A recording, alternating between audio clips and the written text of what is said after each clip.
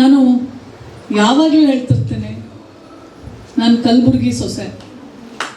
ಭಾಳ ಹೆಮ್ಮೆ. ಬೆಂಗಳೂರಲ್ಲಿ ಕಲ್ತಿದ್ದಕ್ಕಿಂತ ಜಾಸ್ತಿ ನಾನು ಕಲಬುರಗಿಯಲ್ಲಿ ಕಲ್ತಿದ್ದೀನಿ. ಬೆಂಗಳೂರಿನವ್ರ ಪ್ರೀತಿಗಿಂತ ಕಲಬುರಗಿಯವ್ರ ಪ್ರೀತಿ ಭಾಳ ಜಾಸ್ತಿ ಉಂಡಿದ್ದೀನಿ. ನಾನು ಅಲ್ಪದರ್ನಲ್ಲಿ ಕೆಲಸ ಮಾಡಿದ್ಮೇಲೆ ನಾನು ಕೆಲಸ ಮಾಡಿದ್ದು HKIನಲ್ಲಿ. ನಮ್ಮ ಡಾಕ್ಟರ್ ಕಿರಣ್ ಅವ್ರ ವೈಫು ಇದ್ದಾರೆ ನಮ್ಮ HKI ಡೆಂಟಲ್ ಕಾಲೇಜಲ್ಲಿ.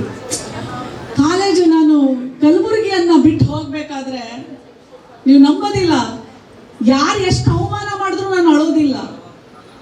ನನ್ನ ಕೆಲಸ ಮಾತ್ರ ಉತ್ತರ ಕೊಡುತ್ತೆ. ಆದರೆ HKI ಬಿಟ್ಟು ಹೋಗ್ಬೇಕಾದ್ರೆ ಎಷ್ಟು ಕತ್ತಿದ್ದೀನಿ ಅಂದ್ರೆ ಊಹೆಗೂ ಮೀರಿದ್ದು. ಅಷ್ಟು ಪ್ರೀತಿ ನನಗೆ ಕಲಬುರಗಿ ಅಂದ್ರೆ. ಬಟ್ ಹೋಗಿದ್ದೆ ಒಳ್ಳೇದಾಯ್ತು. ಇಲ್ಲಾಂದ್ರೆ ನಾನು ಡಾಕ್ಟರ್ ಸಾಯೋವರೆಗೂ ಡಾಕ್ಟ್ರೇ ನಾನು. ಆದ್ರೆ ರಾಜಕಾರಣಿಯಾಗಿ ಮಾರ್ಪಟ್ಟಿದ್ದಾಗ್ತಾ ಇರಲಿಲ್ಲ. ಅದಕ್ಕೆ ಹೇಳ್ತಾನೆ ಭಗವಂತ, ಏನೇ ಆದ್ರೂ ಒಳ್ಳೇದಕ್ಕೆ. ಆ ಕ್ಷಣಕ್ಕೆ ನಮ್ಗೆ ಅನ್ಸ್ಬೋದು, ಅಯ್ಯೋ ನಾವು ಕಳ್ಕೊಂಡ್ಬಿಟ್ವಿ, ನಾವು ಫೇಲ್ ಆಗ್ಬಿಟ್ವಿ, ನಮ್ಮ ಮೇಲೆ ಏನೋ ತಪ್ಪಾಗೋಯ್ತು ಅಂತ.